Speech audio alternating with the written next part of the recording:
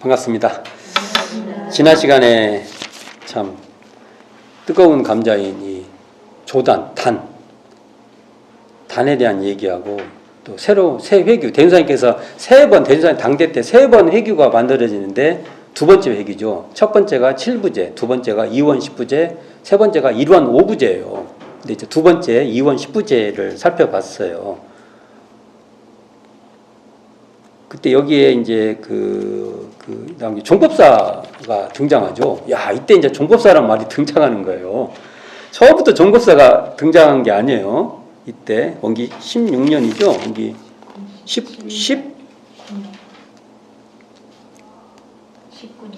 19년. 그러네. 맞아요. 19년 3월.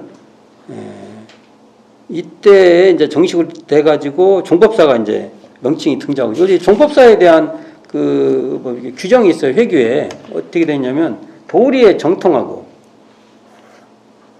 범사의 모범이 될 만하며 일반 회원이 존의를 올릴 만한 인물, 존경할 만한 인물이어야 된다. 이것을 총대에서 선정하여, 지금 어디서 선정해요? 지금 수의단이죠. 이때는 총대에서 했던 거예요. 이것도 변천이 있죠. 대종사님은 수의단에서 이렇게 해서 되신 분이 아니에요. 그리고 본회의 공부 사업 양방면을 지도 감독할 자격이 있는 사람이 종국사가 된다.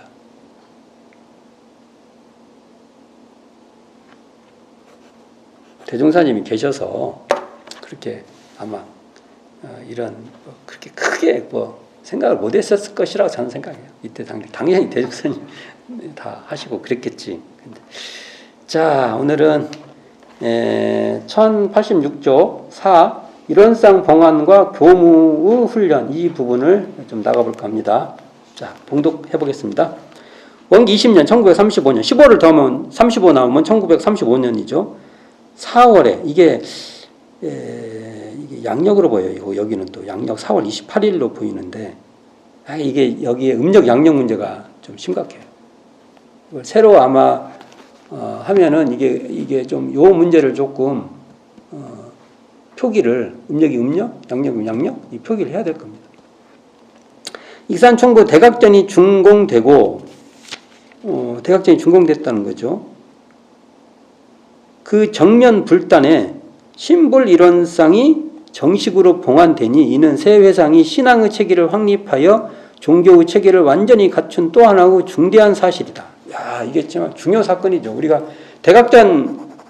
이 대각전, 여기 지금 익산에 있는 분은 총부 대각전 가기는 별 따기가 아니죠.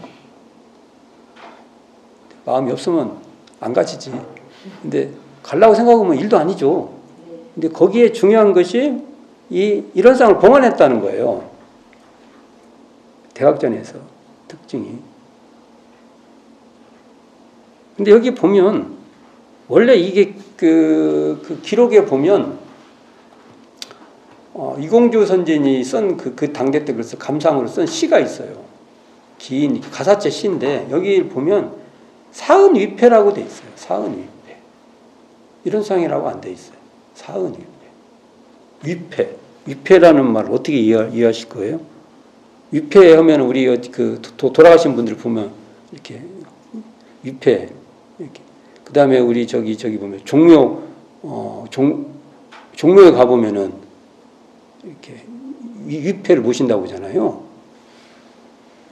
자, 뒤에도 한번 읽어봅시다. 대종사 대각 직후 일원대도의 제1성을 바라시고, 대종사의 대각을 한마디로 하면 일원대도라는 거예요.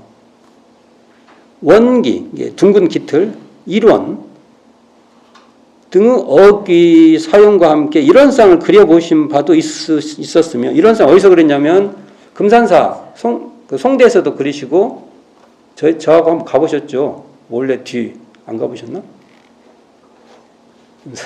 금산사 송대를 못 들어가게 하는데 그래도 가봐야죠. 그래도 이제 가보니 새로 이렇게 다 돼가지고 옛날 모습은 아니에요. 그리고 이제 남중리 거기 길에서 땅에다 이런 상 그리셨다고 하잖아요. 이렇게 그리신 적이 있다는 거죠. 교법을, 자, 이거 중요해요. 교법을 제정하실 때 사은 곧 이론의 신앙법. 사은 즉 이론이라는 거죠. 사은이 이론이다. 이 신앙법을 꾸준히 구상해 오시었으나 이에 이르러 비로소 이론상을 신앙 대상으로 확정 시행하신 것이다. 사은 즉 이론, 요게 굉장히 중요해요. 그러면 사은 위패라고 하나 이론상이라고 하나 같은 말이에요. 이게 조선불교 혁신론을 제가 지금 여기 보면 조선불교 혁신론이 있습니다. 펴볼게요. 조선불교 이거 봅시다. 조선불교 혁신론, 그러니까 이 교재, 우리 이 전서 1083쪽 펴보세요. 1083쪽. 이게 보면 초기 교서를 막 발행한 데 보면 조선불교 혁신론에 대한 설명이 1083쪽에 나와요. 조선불교 혁신론은 총론 쭉 나오다 맨 마지막에 등산불 숭배를 불성 이론상으로 이게 이 제목이에요. 불상불 숭배를 불성 이론상으로 이 대목이 등장하죠.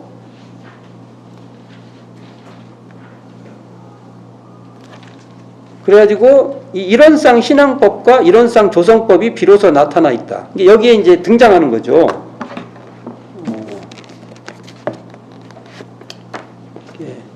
조선불교 혁신론 있다. 자, 여기 조선불교 혁신론에 이게 보일란가 모르는데 7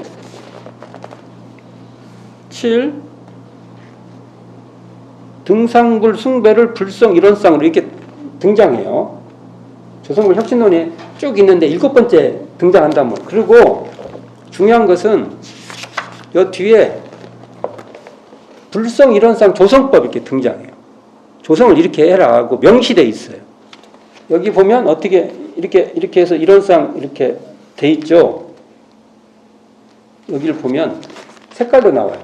자, 제가 읽어볼게요. 불성의 형상을 그려 말하자면 곧 이론상이요. 이론상의 내역을 말한다. 또 이론상의 내역을 말하면 곧 사은이, 이론즉 사은이 설명이 나와 있죠. 이 불성 이론상을 숭배하기로 하면 각자 형편에 따라 여기 그 모양같이 모형으로 나무에 금으로 각자를 하든지, 나무를 이렇게 금칠을 하든지, 그렇지 못한다면 비단에 술을 놓든지, 그렇지도 못하면 종이나 보통 배에 붓으로 쓰든지, 그 붓을 쓴다는 검정을 한다는 거죠. 하여 벽상에 정결히 봉헌하고 심과 기도를 행할 것이니라.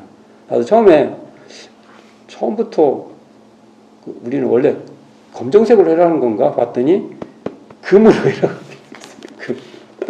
실제로 교단이 금으로 못해요.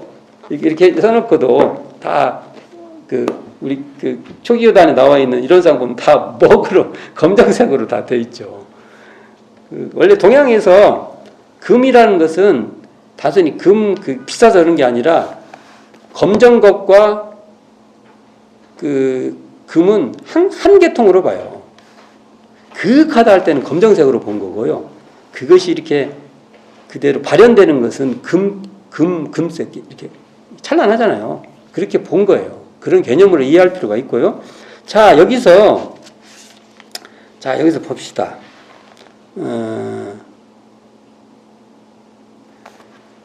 이론상, 이게 왜 그때 대각전에 자각전에 이게 일제가 니네들은 무엇을 믿냐, 이걸 이제 이렇게 지금으로 말하면 니네 뭐 이제 보고서 내, 이런 게 있어갖고 신흥종교들의 그들은 무엇 한다고 쭉 그 기록이 있어요. 그 책이 있어요.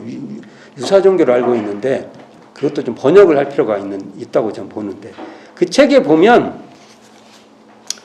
우리 어떻게 나와 있냐면은 이론상이 그려져 있고 천지은, 부모은, 동포은, 법률은 이렇게 되어 있어요.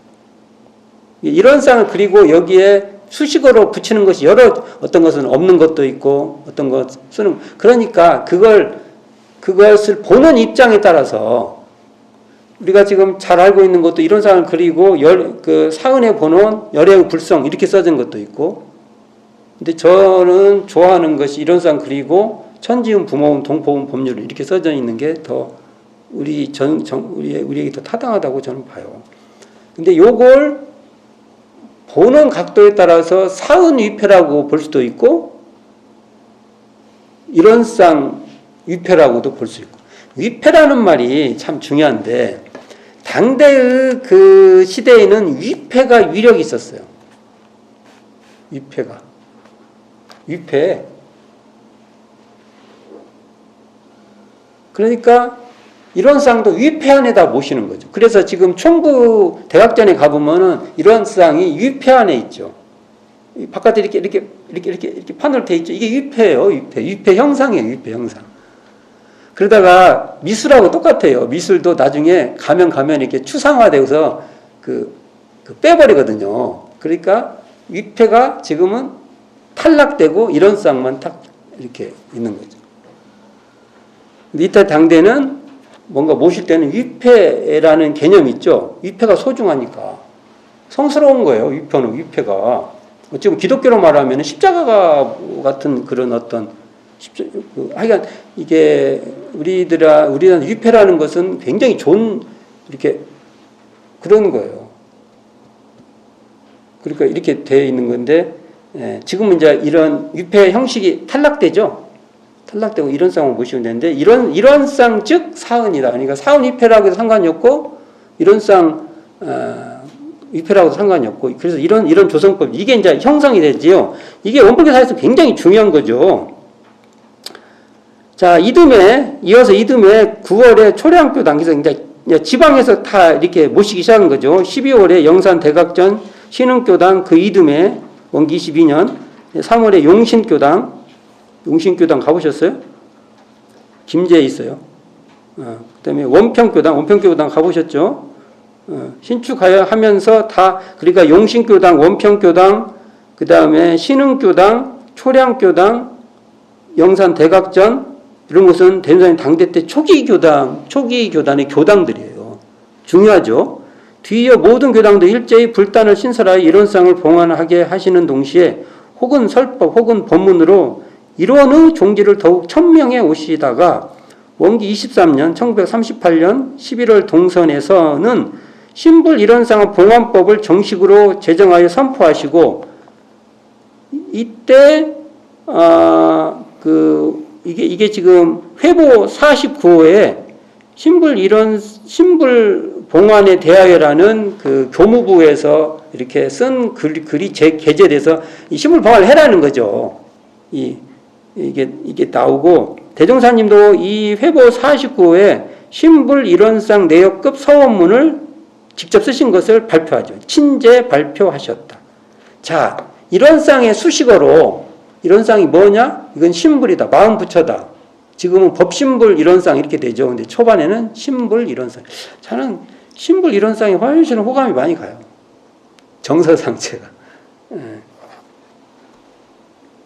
이리하여 이론상은 세회상의 최고 종지로서 신앙의 대상과 수행의 표본이 되었으며 그 봉안은 교당뿐 아니라 교도 과정에도 적극 권장하여 원기 25년에는 각지 신불 봉안 실시 상황을 보면 13개 교당을 통하여 180가정이 이런 쌍을 봉안하였다. 이게 13개 그 지방에 시행됐고 180여 가정이 이런 쌍을 봉안했다. 이렇게 돼. 이런 쌍을 봉안했던 것은 원불교다워지는 사건 중 하나입니다. 이게 대각전에서 이런 쌍을 봉안했다는 것을 단순히 이런 봉안했다 이게 아니라 와 이게 엄청난 사건이다라고 보고 이게 종교사에도 사건이에요. 종교사에도 사건입니다. 대전사님이 여기 그 조선불 혁신론에 참새 얘기 나오잖아요. 참새가 허수아비가 처음에는 무서워갖고 안 오다가 위에 올라가서 나중에는 대전사님 말대로 똥도 싼다. 거기서 뭐 놀이장 삼고 애들이 막 참새가 놀고 아무래도 참새가 등상부를 허수아비로 비유해서 말한 거예요. 참새도 허수아비 등상부를 그게 뭔지 뻔히 아는데 인류가 지금 이 세월을 흘러왔는데 종교사에 엄청난 큰 얘기예요. 맞는데 그 그걸 거기서 막 직접 죄가 나오고 복이 나온다고 거기서 빌고 있냐. 그러니까 진리를 나타내고 있고 진리의 실상인 나타내고 있는 이론상을 봉안해서 그 진리의 실상을 그대로 직면해라. 라고 하는 이걸 이제 정교하게 하기 위해서 오랜 동안 구상을 하신 것 같아요. 이런 대목을 놓고 원불교가 이제 대무사님의 원불교의 고유성, 특이성의 엄청난 사건이죠. 그래서 대학자를 보면은 요 문제에 대한 고민을 해야 돼요. 우리가 그러면 자 봅시다. 우리 현재 우리들의 모습 속에 자 이걸 읽으면 어떤 걸 읽어야 되냐면 우리들에게 이런상을 신앙의 대상과 수행의 표본으로 모시고 있는 이 정서, 색깔, 그 다음에 우리들의 의지 이건 얼마만큼 있냐 이걸 읽는다는 건 그걸 말하는 거잖아요. 우리가 얼마만큼 계승하고 있고 하고 있냐. 우리는 지금 이런상을 등상불로 모시고 있지 않냐 이거예요. 이 말은. 그러니까 옛날에 이런상의 등상불의 형태만 바꿔놓은 거야. 옛날에는 등상불이 이렇게 앉아있었다면 지금은 이제 이렇게 그려놓은 이런상을 등상불로 삼고 있는 거죠. 그래서 요런 정신, 이게 대무사님께서 이걸 오랫동안 구상했을 때 사은적 이론은 신앙법이다는 요 고민을 해봐야 된다는 거죠. 자, 그 다음에 자 이게 이제 사건이죠. 하나 큰 사건.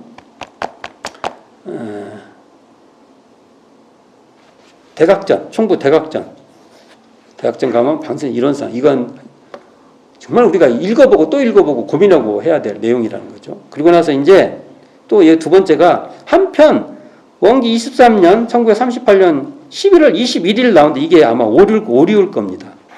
12월 21일이 맞을 거예요.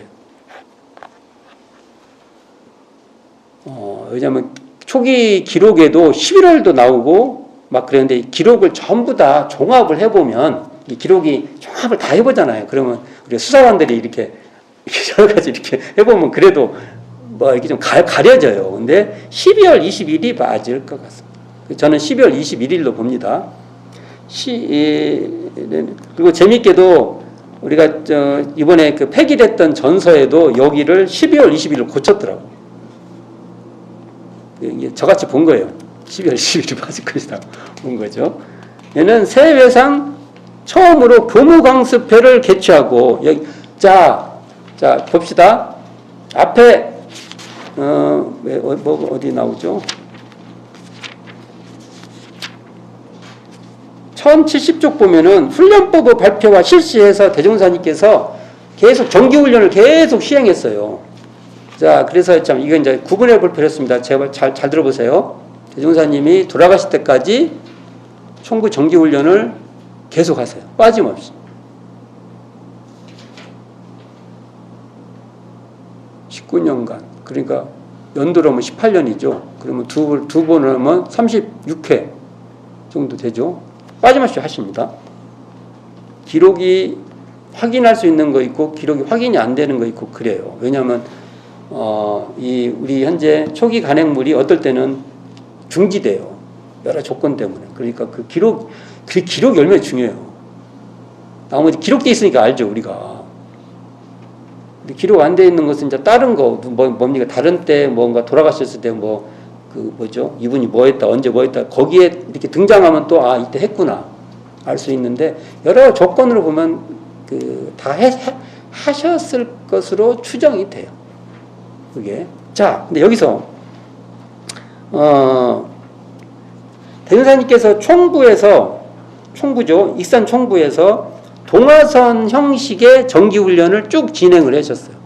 정말 이것은 우리에게 모짜리판 같이 시범을 보여주신 거예요. 우리가 이제 그 모짜리판을 갖다가 퍼뜨려야죠. 여기도 이게 이제 제대로 이제 뭐가 있으면 이렇게 있으면 갖다가 이렇게 심잖아요. 그리고 나서 이게 지방으로 이제 확산돼 갑니다. 총부에서만 한 게 아니라 각 지방에서도 정기훈련을 했던 거예요. 근데 이게 이 시대가 일제가 아까 말했잖아요. 전쟁 시국으로 들어간다고 했잖아요. 모든 동원이 다 전쟁 준비로 간단 말입니다. 그러니까 이게 훈련하기가 쉽지 않았을 거예요. 쉽지 않아요. 그리고 그다음에 또 막 전쟁 그 군수 막 모였으면은 뭐라도 좀 해야 하는데 이게 다 빠져나가면 그것도 힘들잖아요. 그러다 보니까 횟수도 줄이고 기간도 줄이고 뭐 여러 가지 이제 나갔다가 이게 처음에 총부에서 동화선 형식의 정기훈련, 지방에서 그 동화선 개념에 어느 곳은 그러니까 영산 같은 경우는 하선은 못 해요. 영산이죠 지금 동선만 했어요. 하선은 그 여러 때 안 돼요. 뭐 농사도 지어야 되고 뭐 이런 게 안 되니까 동선만. 그런 식으로 했는데 그러다가 이제 대종사님께서도 이게 이제 교리강습회를 해요. 교리강습회. 그게 제가 알기로는 시창 21년 원기 21년에 서울에서 경성이죠. 서울에서 시도를 해보시고 그에 지방 그러니까 남부민, 초량, 부산 때문에 또 영광 이런 데서 교리강습회를 해요. 이 부모 세대들도 다 교리강습회. 근데 교리강습회가 약간의 그 뭡니까 축약한 정기훈련 형식이 좀 있어요. 축약된 정기훈련 형식. 왜냐하면 대전사님께서 동화선을 하는 경성 거기에 동화선인데 그 중에 어디서 어느 기간까지는 교리강습회를 해가지고 이 정기훈련에 참여를 못해도 이 기간에는 참여해서 같이 하고 그래서 성격상으로 정기훈련 성격도 있어요. 교리강습회가. 그러다가 정기훈련을 4번 그러니까 동화선 중 어떻게 됐든 4번을 나면은 교역자 자격을 준 거예요. 그러니까 그 지방에 교무로 나갈 수가 있고 또는 그 이렇게 훈련을 나면은 훈련의 지도자로서의 자격을 주신 건데 그것만 갖고는 뭔가 이제 갈수록 되니까 따로 이때부터 이제 이 정기훈련에서 분리를 해가지고 교무훈련을 냈던 거예요. 여기서 교무강습회라는 것이 교무라는 명칭도 좀 오해할 뿐. 지금 같은 우리 같은 교무가 아니에요. 말 그대로 가르치는 데 힘쓰는 역할이에요. 이 자격을 주는 거예요. 지금같이 이렇게 뭡니까? 지금 뭐라고 해야 돼 이게 그냥 한번 교무가 되면 영원한 교무같이 역할적 의미가 더 훨씬 강하고 지금은 그냥 그냥 직위 같은 건가? 그런 의미, 좀 역할이 좀 다릅니다. 지금 이때 교무강석일 교감이 유호일이네요. 개최하여 각 지방교무를 총부에 소집하여 대종사 친히 설법하시는 아래 40일간의 교리훈련을 실시하시니 그때는 이제 처음으로 40일간 했던 게 12월 21일에서부터 1월 30일까지 40일간 했다는 거죠. 이것이 세배상 교무훈련의 효시가 되었다. 여기 교사에 교무훈련 했다는 게 나오죠. 분명히. 창립 후 지부교당이 늘어남을 따라 교무의 수요도 점점 늘어났으나 당시의 교무들은 일정한 훈련기간을 거침없이 일선 교화에 나서게 되므로 통일적 교화를 실시하는데 아쉬움이 적지 않던 바 이에 이르러 교리가 새롭게 이해되고 모든 법도가 고루 단련되어 통제 있는 대중교화의 새로운 기틀을 잡게 되었다. 뭔가 이제 좀 통합적인 그걸 위해서도 교무훈련이 필요했다는 것이죠. 이 교무훈련 자료가 1회 당장하고 제가 찾아보기에는 3회가 16일간하고 4회가 25일간 했던 기록이 사업보고서에 등장해요. 그럼 2회는 기록을 못 찾았는데 2회는 했다는 소리죠. 대전사님 당대 때 기록으로 이렇게 등장하고 그 대전사님 이제 돌아가시고 이후에 교무강습회를 했던 기록들이 굉장히 많이 나옵니다. 계속 진행해서 지금의 교무훈련으로 이어졌다. 이렇게 보시면 됩니다. 이게 대전사님 당대 때부터 교무강습회를 시작했다.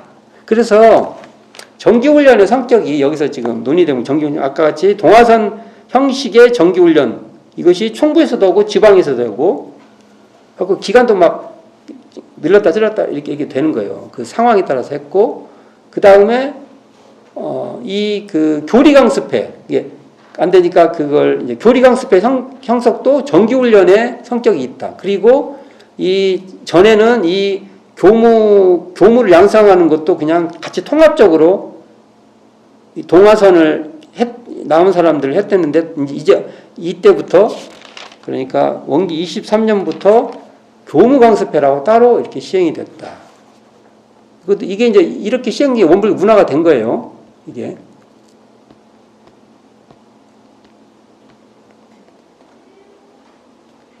교무님들이 이렇게 따로 해서 하는 게 좋아요? 아니면 같이, 교도님들하고 같이 하는 게 좋아요? 질문 사항이에요, 이게. 그러니까 같이 하는 것도 필요하고 따로 하는 것도 필요하고 그런 것 같아요. 왜 그러냐면 저희 옛날에 승사님 만덕산 훈련 날 때 같이 이렇게 놔도 그것도 굉장히 좋아요. 좋았던 것 같아요. 같이 놔도.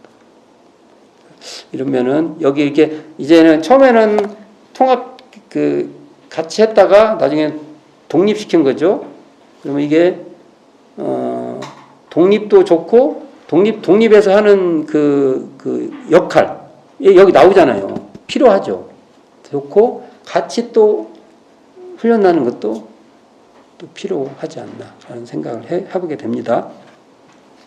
자, 또한 교도는 매일 날에 9인 이상을 인도하여 입교하게 하자는 연원 의무 실행을 적극 권장하기 위하여 원기 21년 1936년이죠. 에는 교무부에 연원부를 비치하고 일반 회원의 포교 활동을 장려한 바 원기 23년도 말에는 최고 이행자 박사시화를 비롯하여 각 지방의 연원 의무 이행자 수가 96명에 달하였다.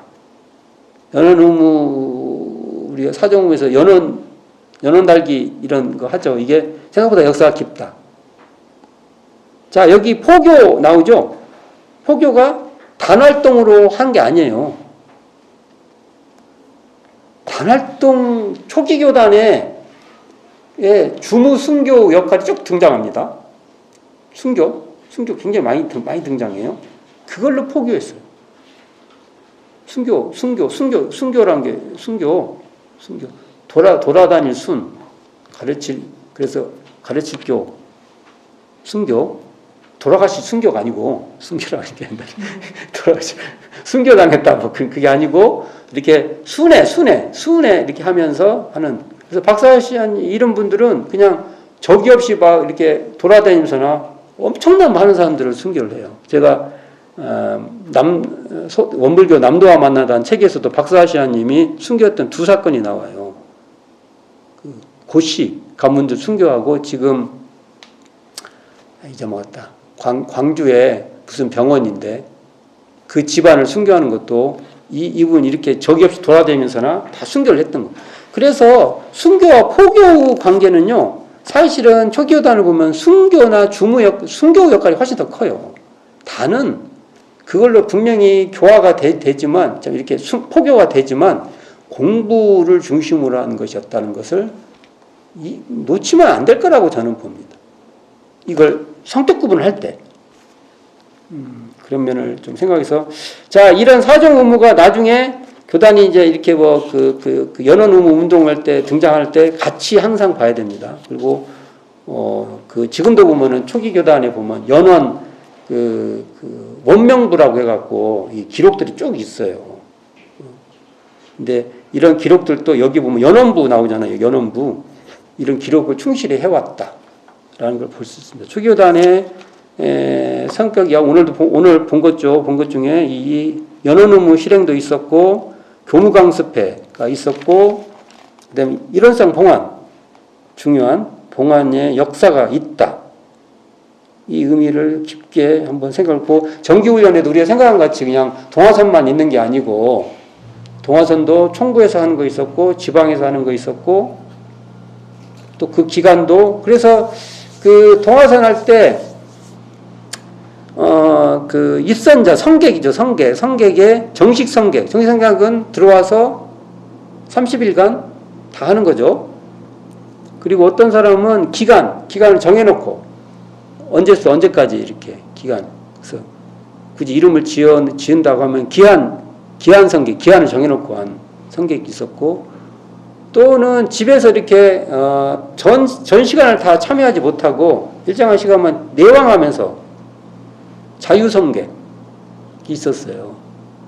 굳이 이름을 한다고 하면 이게 초기 교단의 이러한 지금 과연 우리가 여기 나오는데 이런 상 봉안이 이런 상을 제대로 우리가 이 뜻대로 하고 있냐?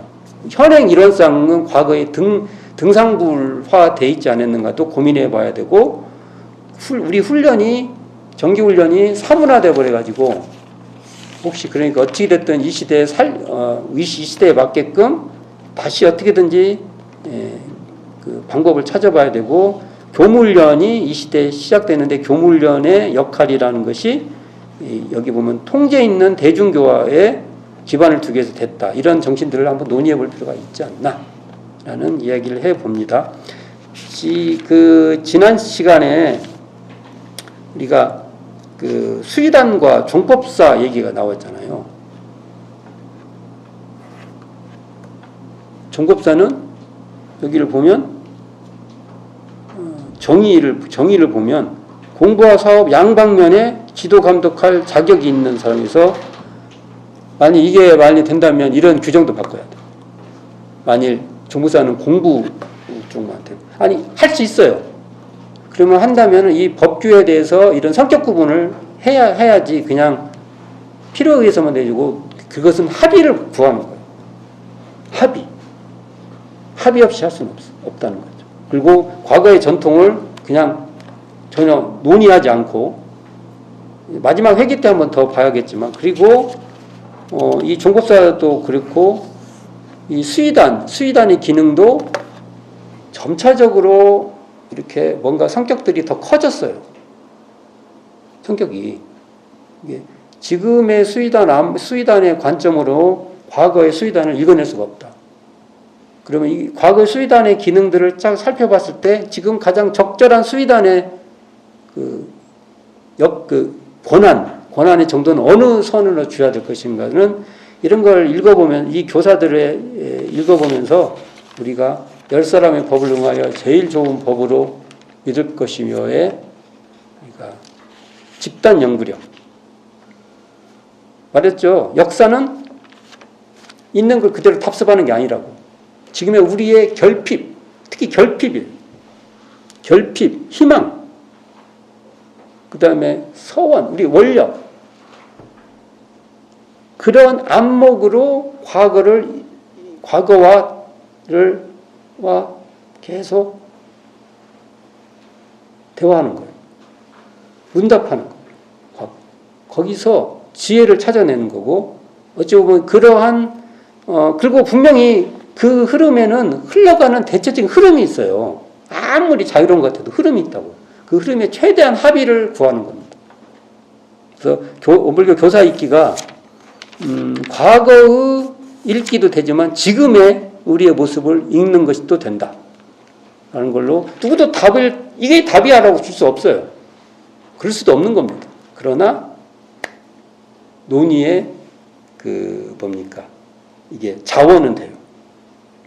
그런 걸 생각을 하면서 그때 읽어보고, 나중에 뭐가 문제가 이렇게 한번 읽어봤으니까 뭐가 되면 떠들러 볼 수 있는 그러한 그런 힘이 생기기를 바랍니다. 네, 오늘 수고하셨습니다.